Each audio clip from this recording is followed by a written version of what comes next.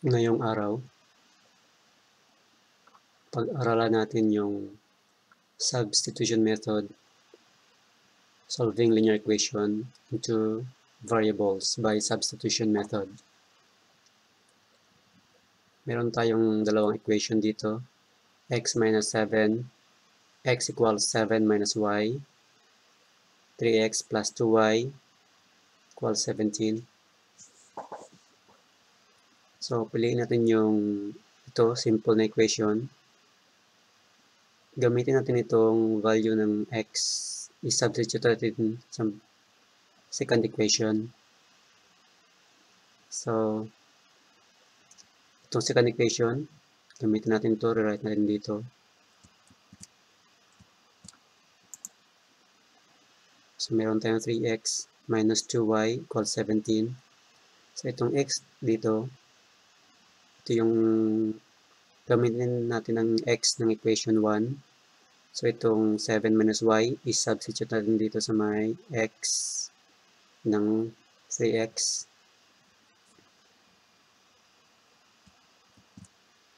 So, ito na yung 7 minus y galing dito.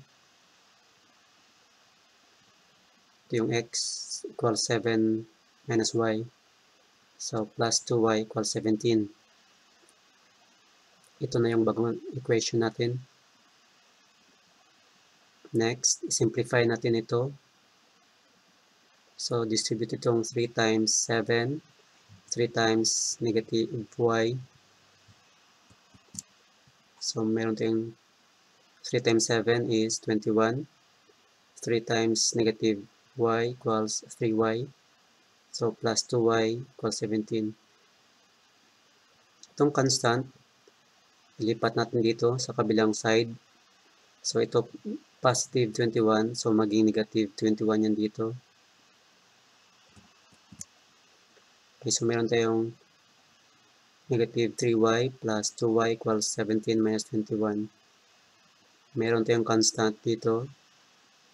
At meron tayong variables dito sa left side. Constant sa right side.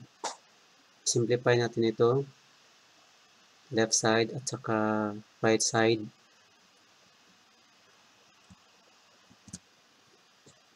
So, itong 3y minus 3 negative 3y plus 2y equals negative y.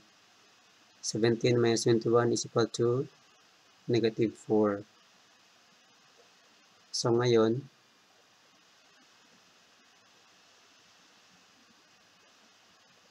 tanggalin natin itong negative sign dito. Itong negative sign. So, i-multiply natin ng both sides ng negative 1. Dito, multiply negative 1 sa my left side. Dito sa my right side, multiply din ng negative 1.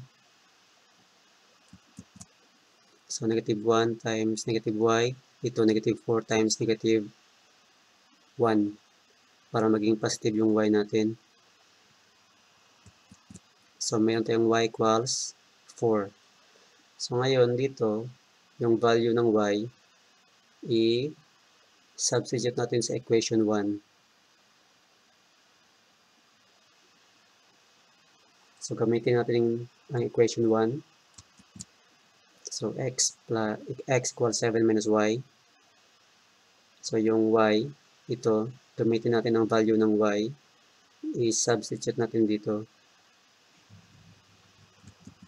So, meron tayong x equals 7 minus 4. Simplify the right side. So, x equals 3. So, ngayon, meron tayong y equals 4 and x equals 3.